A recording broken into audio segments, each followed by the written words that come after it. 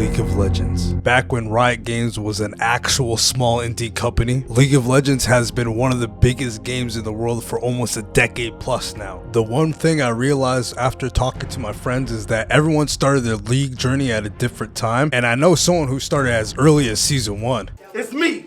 I'm But a lot of my friends didn't start until way after Season 5. For reference, Echo wasn't released until Season 5, Jhin wasn't released until Season 6, and Kai'Sa is one of the most popular champions, and she wasn't released until Season 8. And in this series, guys, I want to go back in time to old League of Legends to show you guys how it was, depending on if you never played it before or if you've been an OG in the past. Hopefully this series will give you guys a good feel of how League of Legends was and how it was like to play League of Legends back in the day. And there's no better place to start than when I started League of Legends, and that's all the way back in Season 2. So strap in and let's go back. Welcome to November 2011. Season 2 just dropped for League, and also the president is currently black. President is black. My Lambo's blue. And oh yeah, didn't people think the world was gonna end at the end of 2012 because some ancient civilization ran out of space on the calendar? That's crazy. And back in 2011, I was just starting high school when my friend put me onto a little game called League of Legends. And at the time, I didn't really like it. I'm not gonna lie, it looked kind of ass to me. No, not you, Seamus. Ah, poo. Keep in mind, I was a Call of Duty player. I was used to just fucking 360 no-scoping and doing crazy shit. Why the fuck would I want to move little guys on a screen? But later, as I got more and more used to the game, I started falling in love with the game. And my first season that I experienced in its entirety was Season 2. Now, to start off the comparison between old League of Legends and new League of Legends, let's start off with the most important queue in my opinion, and that is ranked. Now, the one thing I don't miss about old League of Legends is the rank queue. The rank queue was extremely flawed. Now these days, you guys are able to queue up for the role that you want. Back in old League of Legends, you didn't get that luxury. Back in old League of Legends, we used draft queue, and what that means is that essentially, depending on what pick you get, will determine what role you're going. So let's say, for instance, if you are last pick, you get no rights. You are forced to fill for whatever role that your team doesn't want to play. And of course, it doesn't seem fair now these days to be forced to be autofilled, but everybody was forced to do this. Everybody had to go through this terrible system. And I feel like that's the main reason why I play every single role, because I was literally forced to play every single role in the earlier seasons of League of Legends. And also another thing, if you got first pick, you control every single one of your team's bans, all three. And of course, the proper etiquette was to type to your first pick of champions that you wanted to ban. But for the most part, the first pick could do whatever the fuck they want. They can ban Teemo, they can ban Heimerdinger, they can ban whatever the fuck they wanted. They can ban all top lane matchups if they wanted to play top. You had no control and you had no say. And it wasn't absolutely barbaric. Most people did respect if you typed your role in the chat first, they would usually give you your role. However, at the end of the day, if I had a pick above you and I OP.GG you and you actually, it wasn't even OP.GG. Back in the day, it was LOL King. If I LOL Kinged you and you had a worse win rate than me, I don't give a fuck what you typed. I'm locking in my champion and I'm playing the game. When I started this video, I didn't even know how many champions were in League of Legends currently. There's currently 169, including the newest addition, Aurora, but she just got released on live servers as I'm recording this video. Back when Season 2 started, there was only 87 champions in the game, and back in the day between like Season 1 to Season 2, Riot was just pumping out champion after champion. In Season 2 alone, they released 19 champions, and we're about to go over each one of those 19 champions in this video in order, starting with number 1, Volibear. Now, old Volibear was a little bit different than the new Volibear that we have. His old Q used to flip people over his head. His W is pretty much the same. His E was like a little bit of like a knockback. It wasn't very good as I remember, but if you went full AP, you could do some extreme damage. And then his ultimate was the classic Thunderclaws. You used to be able to shred through people with that ulti. And of course, I can't forget his passive, which would give him 30% of his HP back. After Volibear, after his release, we have Ari. Besides a visual upgrade, Ari is pretty much the same exact kit. Her ultimate got a ultimate reset recently, but other than that, she's pretty much the same champion. And then after Ari's release, we got Victor, and for Victor, he hasn't really changed in terms of his kit, but his augments and the way he's able to evolve his abilities has changed drastically over time. The only thing I really noticed, especially back in the day, is that his ult was actually kind of scary looking. And after Victor, we have Sejuani, and for Sejuani's kit, it's very similar to what we have live. However, her old W used to swing her fucking flail in the air like a stripper. And for her E, it wasn't even a stun, it was a slow. So if you autoed somebody and then used your E after, it would slow them. It did a lot more damage, but you didn't get a stun, so it was kind of ass. Sejuani's ult used to be a fucking AoE. Glory doesn't really get him there. Medium with a 5-man Sejuani ultimate. After Sejuani's release, we got Ziggs, and Ziggs has the same exact kit as he does right now, besides his W being able to destroy towers very easily. After Ziggs, we got Nautilus, and Nautilus has the same exact kit down to the minute detail. Of course, he's been buffed and nerfed, but the kit itself hasn't changed. And then after Nautilus, we have Fiora, and for Fiora, she's vastly different now than she was back in the day. She was even more brain dead, if you guys can actually believe that. Her Q was point and click, her ultimate was point and click, her E was pretty much the exact same thing that she does have now, and the ultimate Blade Waltz is the same Blade Waltz that you guys see in Arena now these days. Her W was possibly the worst ability in the game by far, because it was basically like a Jax E that only worked on one auto, and on top of that, it didn't even stun. The only thing it would do is that it will give you extra movement speed, extra attack speed, and it'll prevent you from getting damage from that particular auto attack. So it would be good against like a Nasus Q, but other than that, it's fucking useless. And then after Fiora, we got Lulu, and the Fairy Dust Lady is pretty much the exact same as she is now on live servers. And then after Lulu, we got Hecarim. Hecarim's the exact same as well. Then after Hecarim, we got Darius, and for Darius, he did get changed. Old Darius used to have an instant Q cast time, but it didn't heal him for the extra champions that he hit. Then also, his E used to be able to pull people a lot faster than it currently does. And also, his passive was just a really strong bleed. It didn't give him that insane amount of AD when you get fully stacked up. And then right after Darius, we got his brother Draven, Mr. Axeboy, and his kit is pretty much the exact same as it is right now, but the main difference is that his old passive was insanely strong. His old passive used to give you insane bleed on every Q or critical attack, so especially late game, 102 damage on every single Q or crit really stacks up compared to the current Draven passive that we have on live servers. And then after Draven, we got Jace, and Jace is the exact same champion as we do have now. And then after Jace, Diana got released, and Diana is virtually the same exact champion. The main difference is that her old ultimate used to be her dash, so she had to wait till level 6 to actually dash, and then her old E got moved to her current ultimate, but her old E did no damage. It would just pull people to the center and slow them, you know. So for Diana now, she has a lot more burst. Old Diana had a lot more DPS.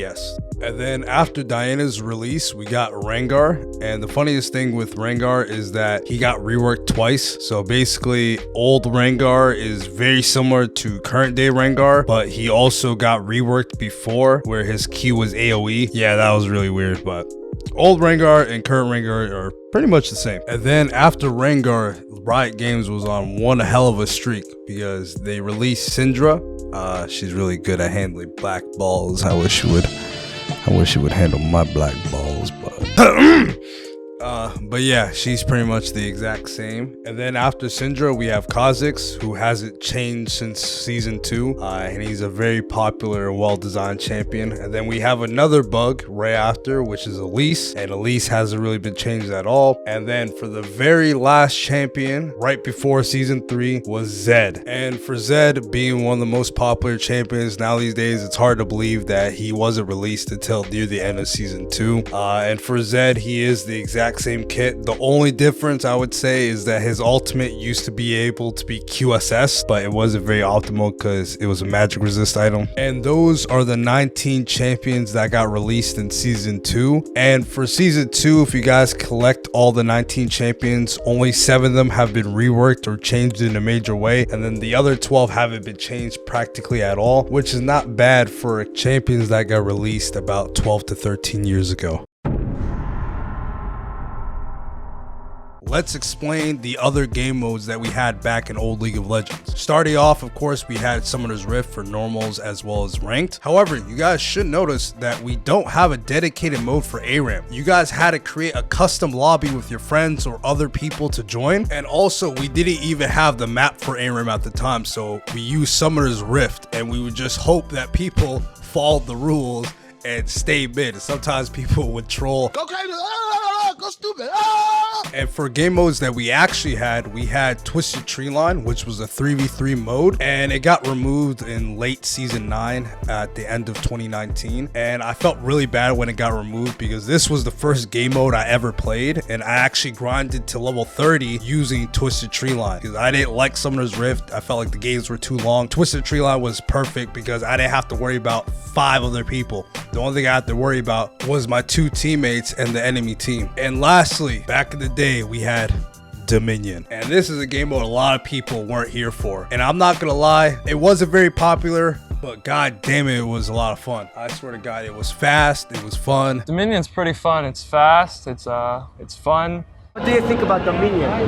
Dominion was awesome. Dominion, it's fast, it's fun. It was basically like Capture the Flag or King of a Hill game mode where you had 5 different relics that you had to capture, and depending on how many relics you had, you would get even more points. So if you had all 5, the game would end very quickly if the enemy team didn't grab one. And then let's say for instance, if you had the same amount of relics, the game will be at a standstill because the points will go up. You have to get more relics than your enemy. And the game was only around 15 minutes long, maybe 20 minutes. It could go longer depending on how competitive it was. And some of the most notable champions in this game mode were anyone that was fast, such as Hecarim and Rammus, or anyone with a global travel ability such as Twisted Fate or Pantheon. Also, the Dominion map was used to play hide and seek, which was a custom game mode that a lot of people enjoyed back in the day. And it's hard to talk about old League of Legends without talking about the old map. The old map lasted all the way from beta until the end of season 4, December 11th, 2014, when the new map was introduced for season 5. And of course, ever since then, the map has been changed multiple times, including adding the fight clubs to top and bot lane, aka the What alcos. is he doing? And I'm not even gonna lie to you guys, just looking back at the old gameplay of the old map, man, I just miss it so much. It just had so much flavor. Good smell. Flavor. The old map just felt like a warm hug or going to your grandma's house. Meanwhile, we have the new map, which is very sterile, very clean, very meant for competitive gameplay. But in terms of story and in terms of just inviting the casual player in, the old map was like 10 times better. It just felt like it was alive. And the funniest part, while I was researching this video, I found one of my old comments talking shit about the old map. Man, I'm truly getting old because times have changed, and I don't know how they're gonna do it, but they need to bring back this map in some way. Maybe have an event where it's like the retro stuff, bring out back some old champions. Like, I honestly think that a huge portion of people who've quit League of Legends will come back just to experience how League of Legends was back in the day, similar to old RS as well as World of Warcraft. Also, I can't talk about the map without talking about the Christmas and Halloween themes. Back in the day, back in 2011, when they first had the Halloween event, where they actually changed the whole entire map up. And Riot really went above and beyond with this map because they added little Easter eggs, including Earth, the manatee. Riot would also change the items around so that they would fit the theme that it's going for, such as in Halloween, the health pots were called candy corn, and the map itself just felt like a nice nighttime vibe. Life like this sure is sweet, huh? It definitely is. Like, it truly fit the Halloween thing. And Riot still needs to do more events like this, like on a yearly basis. And in 2011, this will be the last time they ever created the Halloween map. For the Christmas map, they've brought it back multiple times. I remember it being back in season 2, season 3, season 4. I think they stopped it for a while and then they brought it back in 2018. But ever since then, we haven't got a Christmas map in over 5 years and almost going on to 6. So if somehow a Riot employee is listening to this video, please bring back the holiday maps. Do it for the one time. And fuck it, if you don't want to do Halloween or Christmas, you can even do Easter. Bring the Easter bunny. I don't give a fuck. Find a way to bring back holiday maps. Thank you. Man, I feel bad for the people who weren't here for when the Tribunal actually existed, because the Tribunal was one of my favorite systems that Riot Games has ever implemented in the game. This system was first introduced back in May 2011 and it lasted all the way up till the beginning of 2014, so about 3 years. And for those who are not familiar with this system, back in the day, Riot Games had a thing called the Tribunal, and basically if you received enough reports in game, instead of Riot handling the situation, what Riot did is that they would put you on trial for your peers to judge. So that means you and me get to judge if you're a free man or be punished and be banned. And with some cases were cut and dry. I said GG 5 times and now I'm banned from playing this stupid game. However, if you got lucky, there would be some cases where you'd feel somewhat conflicted because yeah, the person was toxic, but low-key, he was spitting some facts. Like, why is Rammus 0 and 15? Why is someone ability full AD? That's why, although rare, only about 6% of people get away scot-free after being reported multiple times. Stand up now and face the sun. Won't hide my tail. Meanwhile, the other 94% of people usually do get punished based on this trivia graph I found on the wiki. And the main reason why this system was so amazing, it was mainly for 2 reasons. The first reason is because you felt a sense of accomplishment by cleaning up the rift from toxic players, and then sometimes you would even see yourself in a report. I get a new case, but the subject is actually my friend. Get out there! Get out there! But that wasn't even the best part. I didn't even mention the best part. The best part was the actual chats, because with every single report, you got the reason why they reported, their chat logs, as well as the game history and what happened. And let me tell you guys something, these chats were just simply different. They're basically like Call of Duty lobbies in chat form. I had 2 bullets in my And I'm not gonna lie, it was absolutely glorious. The toxicity, the comedy, the suspense. What the fuck would you take another AD carry? Ah, gentlemen, because you touch yourself at night. Excuse me, sir, are you fucking serious? You actually flipped a goddamn minion. Ah, yes, but shut the fuck up. It was pure cinema. But let me put you on a little secret. For me, it never really was about cleaning up the rift. It was never really about helping out the community. Realistically, I only used the Tribunal cases to enhance my own hating game, my own toxicity game. I found the most creative, most out-of-pocket insults I could find and just added it to my bag. Why? Because I can.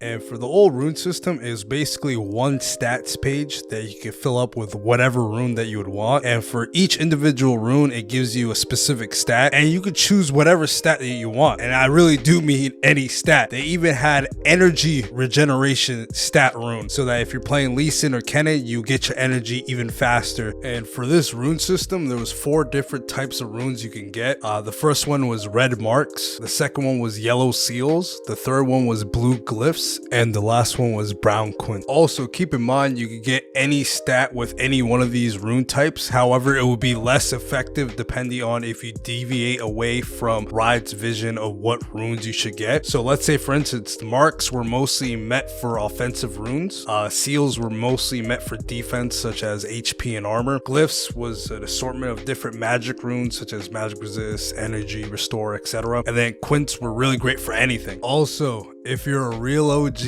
everybody knows that you need to make sure you get that 1% crit rune in your rune page.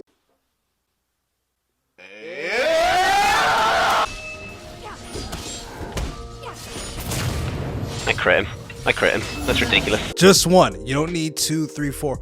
Just a 1% crit rune. And now I know what you guys are thinking. Wow, this old rune system seems amazing. You're able to pick specifically what runes and stat that you want for whatever champion that you have. Like for instance, for me, when I play Udyr, I always love going move with speed quints just so I'm able to catch up with my enemies. However, this old rune system, I like to compare it to capitalism. So it's amazing when you're rich and you have a lot of money to buy these runes. However, it sucks when you're first leveling up. Man, I'm telling you, it's a fucking struggle. And there's 3 main reasons why this system sucks if you're a new player. Number 1, you don't unlock all the runes until you hit level 30. Number 2, you only get 2 rune pages, so you can only have 1 rune page for AD and then 1 rune page for AP. Too bad. If you want attack speed, you should have had 3 rune pages. Broke nigga alert. Broke nigga alert. Is it talking about me? Broke nigga I alert. think so, my nigga. Broke nigga alert. And then number 3, it costed way too much for these fucking runes, man. Also had to pay for each individual rune. So let's say for instance, for the cheapest rune page possible, the cheapest mark, seal, and glyph you could possibly get is 205 blue essence. So let's do 205 multiplied by 27. That will give you 5,535 blue essence that you have to spend. And then also for the quints, the cheapest possible quint is technically 515, but that's very rare for certain runes. But most of the runes for the cheapest one, it was 1,025. So 1,025 multiplied by 3, and that will give you a total of 3,075. So if you add those both together, it will cost you for the cheapest possible rune page 8,610 blue essence. But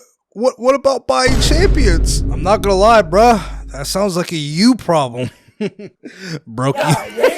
Also, if you were curious, for the most expensive rune page possible, it will cost you about 28,290. God damn, that's a lot of money. But you know what's not a lot of money, and that is subscribing to this YouTube channel. Guys, only about 1% of you guys will subscribe. If you want high quality content like this on a regular basis, you gotta make sure you guys are subscribed. Drop a like on the video, and let's get to the next part. And in season 3, Riot only introduced 9 new champions. They have definitely slowed down from previous years. Also, a fun fact about season 3, Yasuo doesn't get released until season 4. So if you played before season 4, there was a time where you didn't have to verse against Yasuo.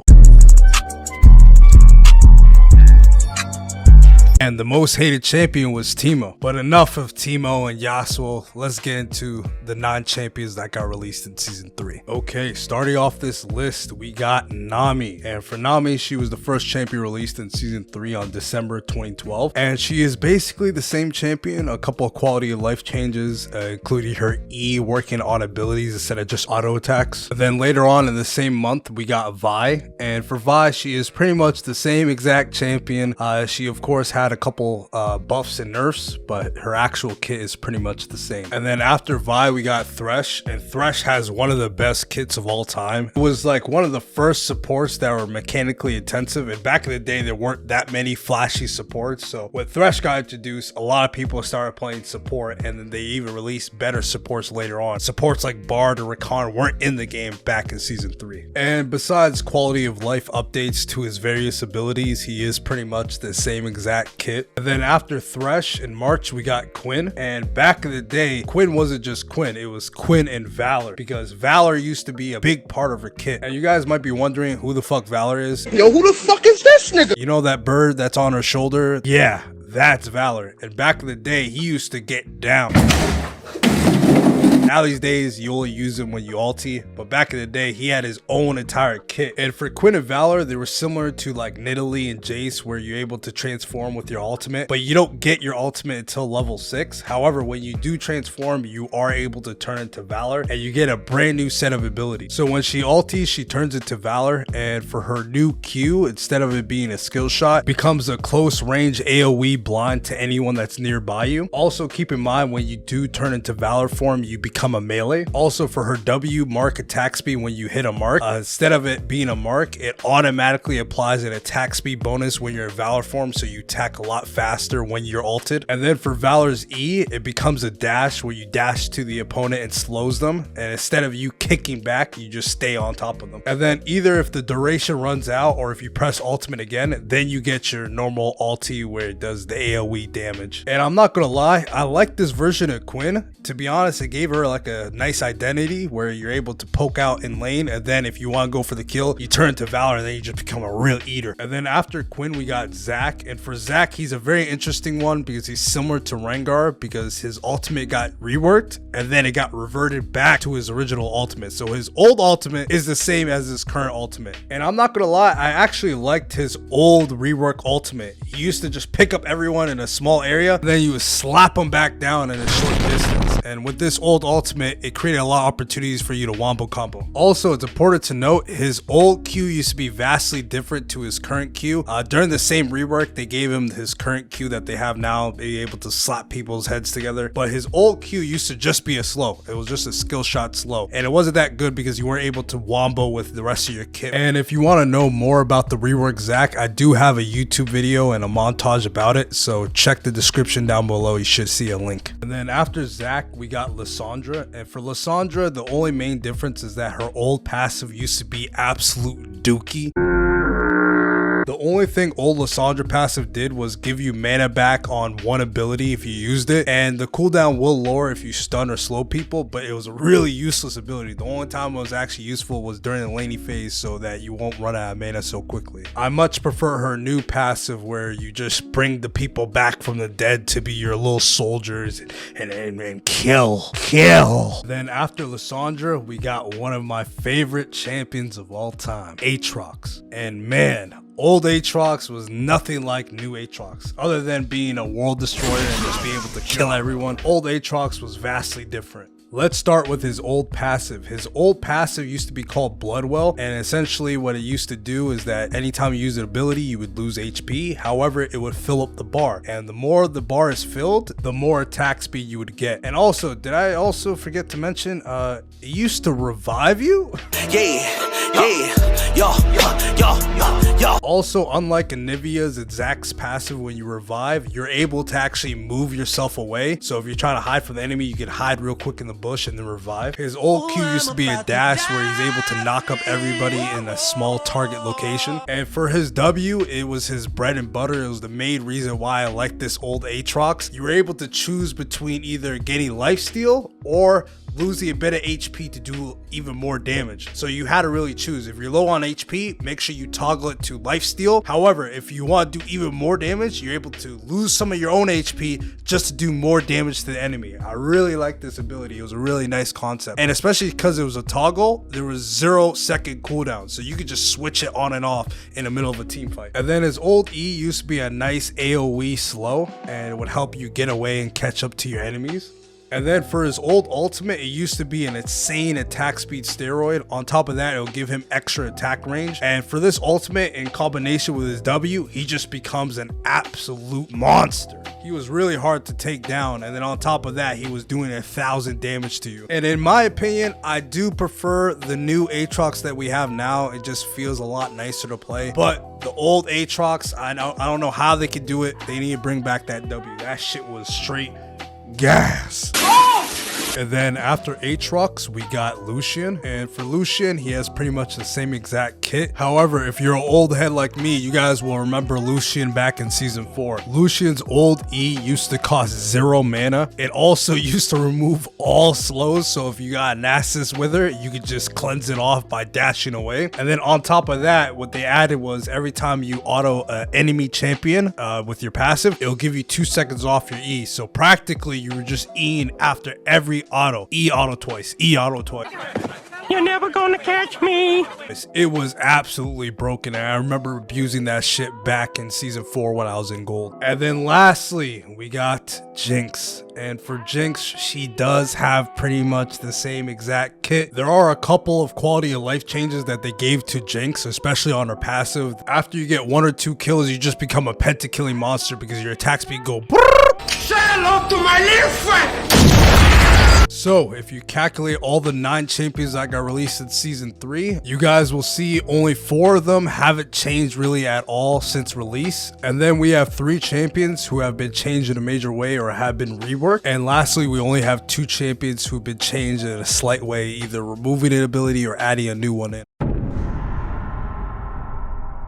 League of Legends is a very old game, and throughout the years, Riot has changed and modified and updated plenty of champions. Back in the day, there used to be a joke how every single old champion used to have Dorito feet. Sometimes they would just change the champions visually to make them more sexier. However, sometimes they change the entire identity of a champion, making it almost unrecognizable from the previous version. What is this? Who are you? Who are you?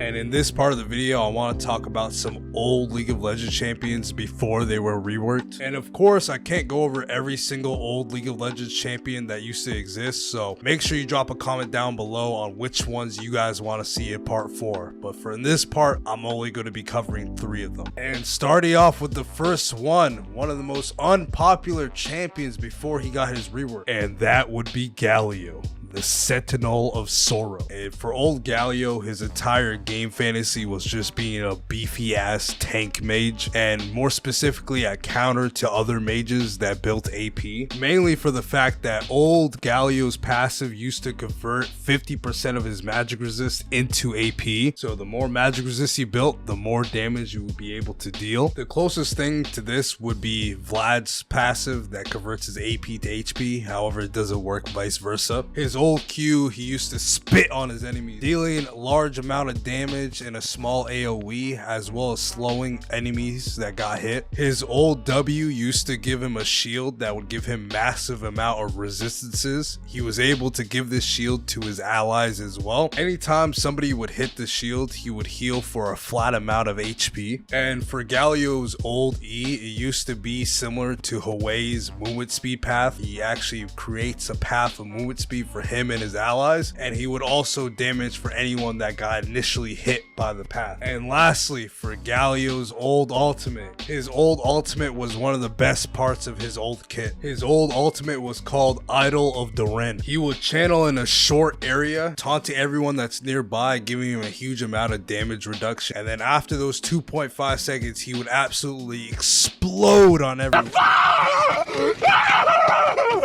dealing massive damage. And this ultimate was really sick because it was pretty much like Nico's ultimate, but it was an instant cast on. This ultimate created a lot of opportunities for you to wombo combo with your team, or even flash and ult all 5 members at the same time. He didn't have a gap closer to get close enough, so a lot of times if you got hit with this ability, you probably deserve it. And now, do I prefer the old Galio or the new Galio? And with my honest opinion, I do prefer the new Galio. The old Galio had some great parts of his kit, but overall, he wasn't a great champion. He didn't have a lot of great things going for him. There's a lot of champions that did what he did, just better. Now, for the second champion I'll be talking about in this video, I would like to talk about the old Katarina. And I really do miss the old version of Katarina, and I'm not gonna lie, I am biased just because of how simple she really was. She was basically just the AP version of Master Yi back in the day, even though AP Master Yi existed. Scratch that. Let's compare it to AP Samira, because she had insane reset potential and it was very easy to actually pull off. And for old Katarina's kit, her reset was on her passive, so every time she got a kill, her abilities will be reduced by 15 seconds. So she didn't have to worry about picking up daggers or playing a mini game while fighting someone. And for old Katarina's Q, it's very similar. However, it would bounce onto 4 enemies and would leave a mark on each enemy. And if you hit the enemy with either an ability or an auto attack, it would consume the mark, dealing bonus damage. And the one ability that I miss the most about old Katarina is her W. She would spin in a small location, dealing damage to everyone around her. However, the one thing that it would do is that it would give you movement speed anytime you hit a champion, so you're able to hit them and run away. And then on top of that, it was only on a 4-second cooldown, so it was really great for wave clear. And on top of that, it did consume the mark off her Q. For her E, it's basically the same shit. And for her ultimate, it is pretty much the same ability, however without all the on-hit, AD, and constant changes they added to her ultimate. So if I had to pick new Katarina or old Katarina, I'm definitely biased in this take, but I prefer the old Katarina, just because for the simple fact that you can literally roll your face on the keyboard and get a pentakill.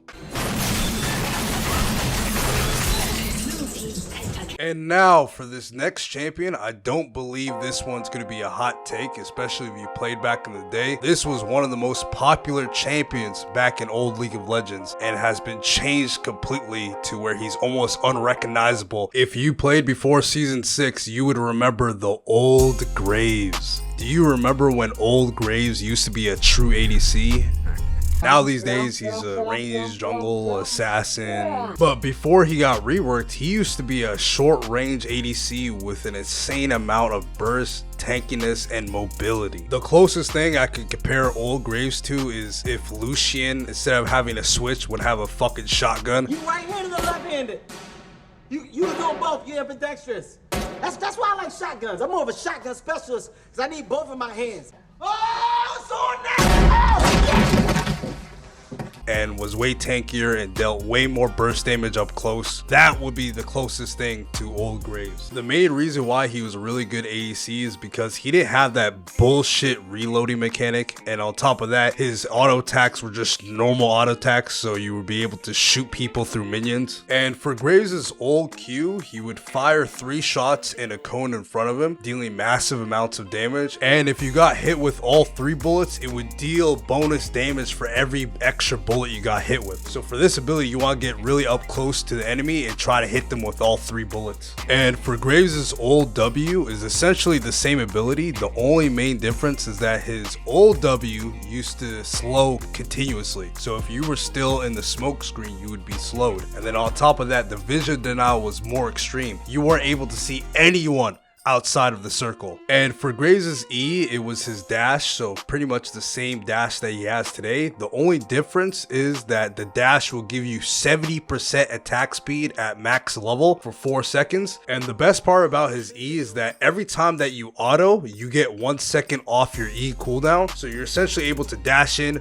deal a bunch of damage, auto a bunch of times, and then get your E back up to dash even more or dash away. And for his ultimate, it is pretty much the same ultimate he has now. The only difference is that you don't get knocked back when you use it. And also, before I forget, Graves' old passive is similar to the thing that he has on his E that gives him bonus armor. However, it used to give him armor and magic resist. And on top of that, at max rank, I think about level 16, he gets a total of 30 armor and magic resist when he's fully stacked up with grit. And I really do miss this version of Graves, because this version of Graves was fun as hell, because you had the best of both worlds. You could either get up close and burst your enemy down, or act like a traditional ADC and keep your distance by dashing away. And then on top of that, especially with his passive, he was extremely tanky for an ADC. I do understand that new ADCs have been released that fulfill the short range ADC fantasy, such as Nyla and Samira.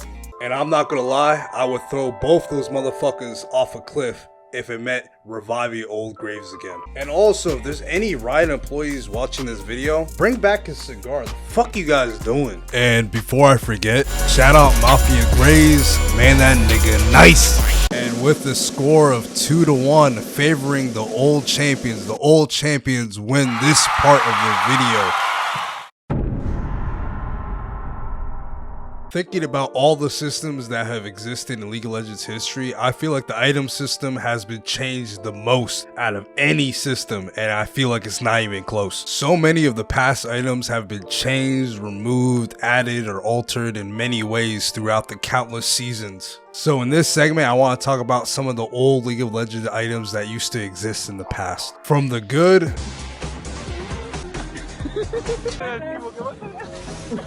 to the bad. Boom! It takes 8 shots. 2. You get past that. 4. It's meta. There we go. Use that skill shot and the tower's fallen. And to the downright broken. let's go over some items. So let's start it off with the basics. The health pot has been in the game for practically forever, more specifically the second week of alpha. However, there was another item that was introduced in the second week of alpha with the health pot, and that item was the OG mana pot. Just like the health pot, you could buy a mana pot that would restore some of your mana over a short period of time, and this item was really great for champions that use mana very quickly. There were plenty of champions that would buy more mana pots than actual health pots, champions like Rise and Nivea, and you were able to purchase the mana pot throughout the earlier seasons of League of Legends. It was removed near the end of season 5, but some of you newer players might know the mana pot from the rune Kleptomancy that existed from season 7 all the way to the end of season 9. Kleptomancy was a rune that gave you a chance to drop a bunch of consumables, and one of those consumables was the OG mana pot. Since we're still on the topic of consumables, let's talk about an old consumable that used to exist back in old League of Legends. And this item still exists in League of Legends, however not in the same state that it used to be. And the item that I'm talking about is the OG red pot, also known as the Elixr of Fortitude. Now, for the OG red pot, it worked a lot differently than the actual red pot that we have now these days. Firstly, unlike now these days, you don't have to wait until level 9 to purchase the red pot. You were able to buy that shit level 1. And there's a very good reason why Riot added that level limit for this red pot. Because in the earlier seasons, around season 2 and 3, there used to be a strategy where you'd buy the red pot at level 1. Now, some of you newer players might be thinking, why the fuck would you buy a consumable at level 1? Usually consumables are meant for your end of game build where you can't buy any more items, so might as well buy some elixirs. Tiny problem. The item was broken as shit. So for the Elixr of Fortitude, it would last 180 seconds after you pop it. It would give you 15 AD, and it will give you an instant heal of 120 HP at level 1. For reference, the heal summoner spell only heals you for about 80 HP at level 1. So basically, you had a summoner heal, and on top of that, it gave you 15 AD for 3 minutes. There was a lot of champions that abused this red pot strategy, such as Darius, Riven, Kha'Zix, Olaf. Whoever had a really good early game and that was an AD champion could run this red pot strategy. The only downside to this strategy is that the stats were temporary, so if you weren't able to get a kill by using the red pot, you basically wasted your money for nothing.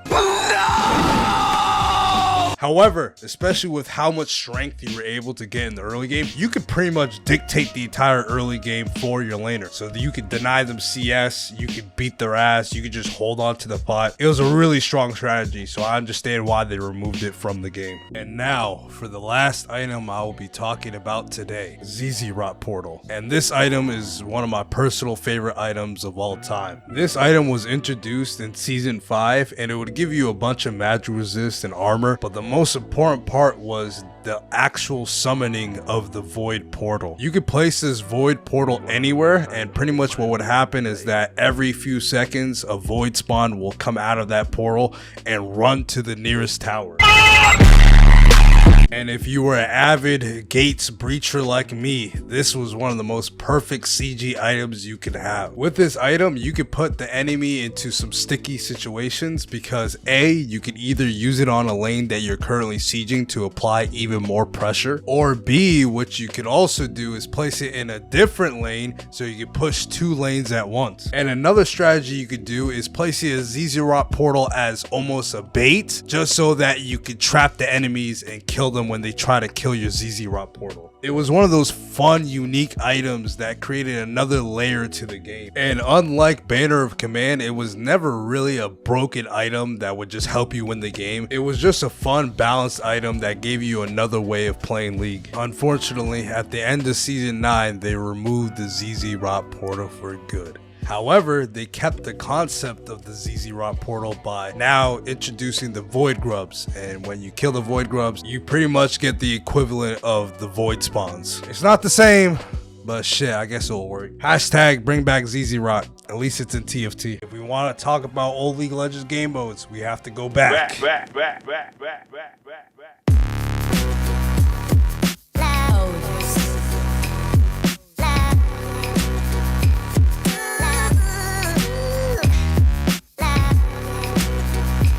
Welcome back to 2013. Man, the internet was such a different place back then. Everyone's currently obsessed with Flappy Bird. Everybody's doing the fucking Harlem Shake. And my favorite artist of all time, Kanye West, dropped his much anticipated album, Yeezus. And also in 2013, Riot Games started experimenting with new game modes. However, unlike Twisted Treeline and Dominion, these game modes were going to be temporary game modes where they would actually try something out and then take it away after a short while. And it all started with the first game mode that they ever released. And before I reveal it to you guys want to guess what the game mode was? You have 5 seconds. And time is up. Did you guess Earth? If you did, you're fucking wrong. Absolutely wrong. Just pathetically wrong. Everyone laugh at this guy.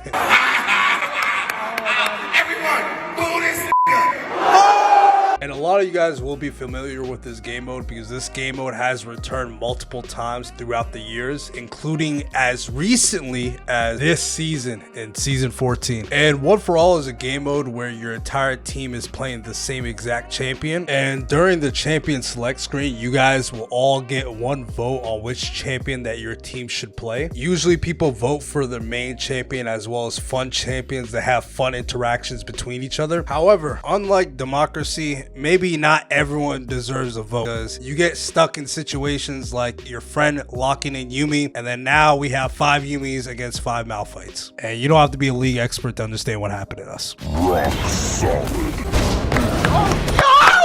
And usually from the One for All game mode, it takes place on Summoner's Rift. However, there were a couple years where it took place on the Howling Abyss on the ARAM map. And with such a simple concept as everyone being the same character, it created a lot of new fun interactions as well as hilarious moments. Some of my favorite moments were playing Ziggs, and you would literally satchel charge one character into the enemy for no particular reason. Another great character for One for All would be Nico, because you could pretend to be an entire minion wave with your team. And I understand 100% why this game mode has returned so many times, because it is so funny to play, especially when you have a full lobby of friends. And moving on to the second game mode that was released, did you guys know that there used to be a 1v1 and 2v2 game mode? This game mode was called Snowdown Showdown and it was released in December 2013. And for this game mode, it took place on the Howling Abyss. And also the rules were really simple. You guys could only win in 3 different ways. Either 1, you'd have to get 100 CS. Number 2, either get the first tower. And number 3, and the one that usually happen, is just kill your opponent once. And also the only difference with the 2v2 mode is that you need to get 2 kills instead of 1. And for the 1v1 map, the meta was kind of all over the place. For the most part, the most popular champions were ADCs because you had the poke advantage over your enemy, especially Caitlyn, because you would be able to trap the health packs, and that was the only way for you to get health on the map if you didn't have some type of sustain in your kit. Some other notable champions would be like Heimendinger, because you just become an unstoppable monster. You can't really fight Heimendinger and his turrets. And also any strong top laner or even jungler that is really strong early game, like maybe a Kha'Zix, Darius, or even Riven. And I'm not gonna lie, Riot got a hit on their hands with this game mode, man. With how toxic League of Legends was back in the day, a lot of people used to talk shit to each other, asking them to 1v1. To the street, bro.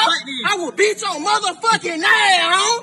And now we had an actual game mode where we could 1v1 each other on. Also, did you know that this wasn't even the first 1v1 map or game mode? Back in the day, Riot had a map called the Magma Chamber. And for the Magma Chamber, it was in development since around 2010. And originally it was a 5v5 map. It was supposed to be like an alternative to Summoner's Rift. And then later on, it got developed into the 1v1 map that we know today. But here's the thing, we have never been able to play on it, and it has never been released. The only time it's been released was for pro players during the All-Star Weekend in 2013, and ever since then it hasn't came back, and I believe it's been retired. And for the 1v1 and 2v2 game mode, this game mode has never made its return. The only time it's returned was for 1v1 matches that Riot would set up with the pro players. Other than that, we have never experienced another 1v1 game mode since. And then after the Snow Showdown Showdown, we have Hexakill, and it was released in January of 2014. And as the name implies, instead of having 5 members on your team, you have 6, so it becomes a 6v6 with a total of 12 players. And also, this game mode came out way before roll queue, so pretty much there wasn't really a meta for this game mode. So you'd either have 2 top laners, you could have 2 junglers, you could have 3 bot laners. There wasn't really a meta where the extra person would go, so especially with every single Hexakill game, you're gonna see something new. Also, it's important to note that Hexakill has made its return multiple times, including once on Twisted Treeline. So the 3v3 map becomes a 6v6 game mode, and it was pure chaos, and that's why I enjoyed it a lot when it was on the Twisted Treeline. However, I didn't really enjoy it when it was on Summoner's Rift, because you're basically playing a normal Summoner's Rift match, but you have an extra mouth to feed, so you have one extra person eating up resources.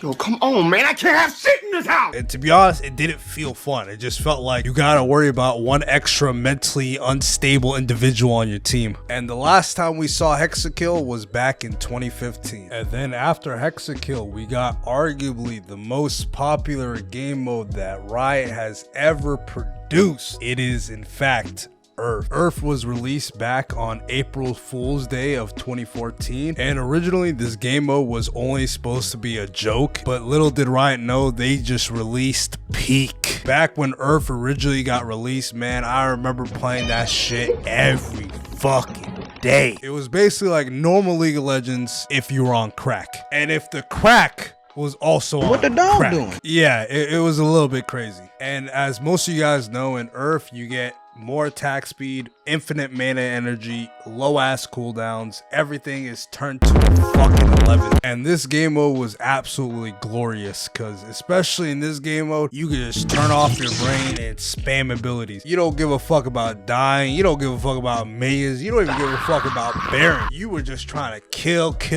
That's how the game mode was. And even funnier thing about Earth, some of the weakest and most terrible champions became one of the strongest champions in this game mode. An example would be Evelyn, because back in the day no one played Evelyn. Evelyn was basically the troll champion. In Earth, she was a different beast. She wasn't going down without a fight. Another champion I could add is Urgot, especially old Urgot with his spammable Q. He was a pretty nasty champion back in Earth. And as you guys know, Earth has returned almost every single year, and every single year Riot tries to balance Earth. You guys check the patch notes, there's so many fucking changes for each champion. And to be honest, I 100% understand it, because back in the day, the most broken champions were like Ryze, Sona, and Kassadin. I remember, I think Ryze was soloing Baron as soon as it spawned by himself. But there were also some fun, new, unique builds like AD Malzahar, where you just press Alt and let your Voidlings eat your opponent.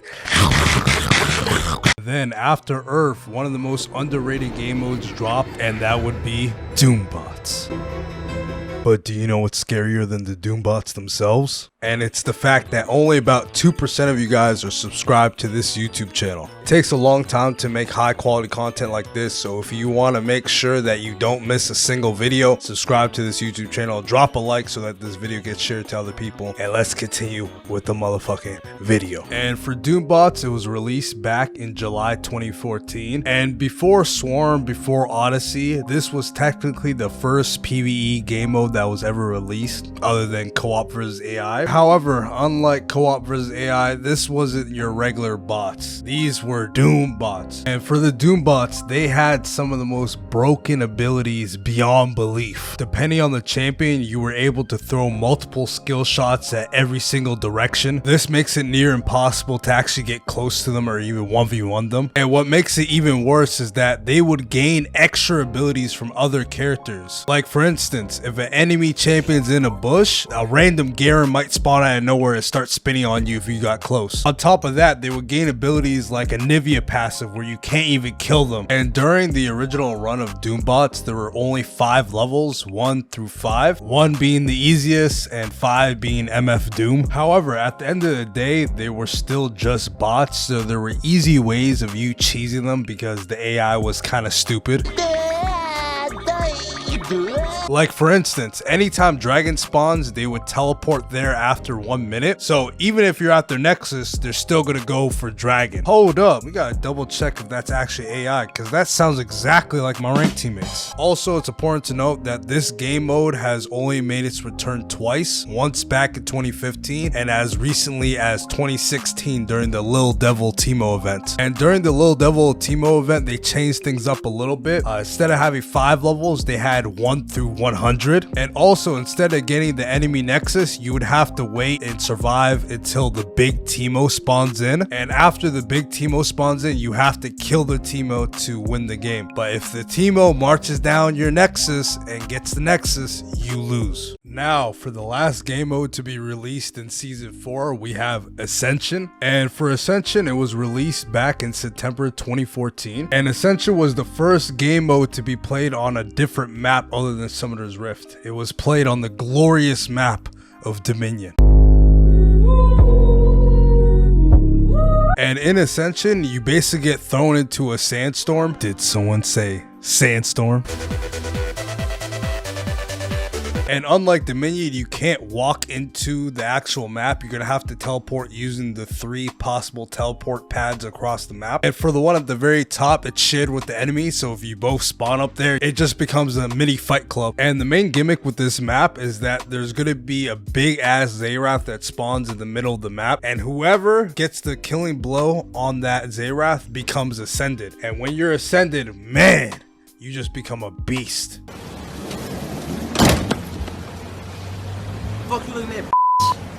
When you're ascended, you have no mana or energy costs. Also, any health cost abilities are half off. You get an extra chunk of HP as well as a bunch of AP and AD. You also get 50% magic and armor penetration, and at the end you get 25% CDR. And this game really didn't have a time limit. It could theoretically go on forever. It's whatever team reaches 200 points. So you get 1 point for every kill. You get 2 points for every kill while you're ascended. You get 3 points for claiming the little relics around the map, and then also you get 5 points for killing the ascended champion, so shutting down whoever's ascended. And then lastly, you get 5 points for killing the ZZRot. And I'm not gonna lie, I enjoyed this game mode more than a lot of other game modes because you didn't have to worry about any objectives. You didn't have to worry about towers or minions or anything like that. The only objective of the game was kill, and fucking kill. That's the entire objective of the game. And with this game mode, it has returned a couple times in the past, around 2016 and 2017, but ever since then, it has never returned. And as I was doing my research, there was a blog post that Riot said that that game mode has been retired. So you will never see Ascension ever again. Rest in peace, Ascension. Drop a rest in peace in the chat for Ascension, boys. God damn. You're still here? After a full hour of old League of Legends and you still fiending for more? Hey, you might as well click on one of these videos on the screen right now. And if you haven't already, make sure you subscribe, like the video. I got brand new videos on the way, including the CSGO videos, so stay tuned.